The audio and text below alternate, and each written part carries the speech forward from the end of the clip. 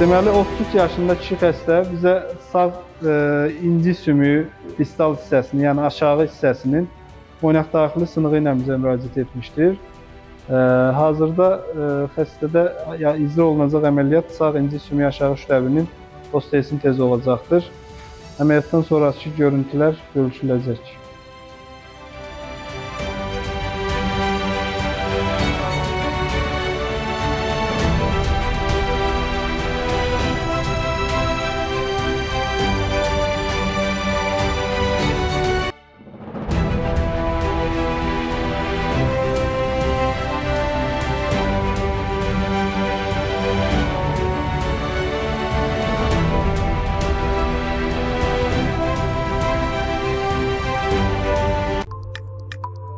HCC Clinical Hospital, sağlamlığınızı bizə etibar edin.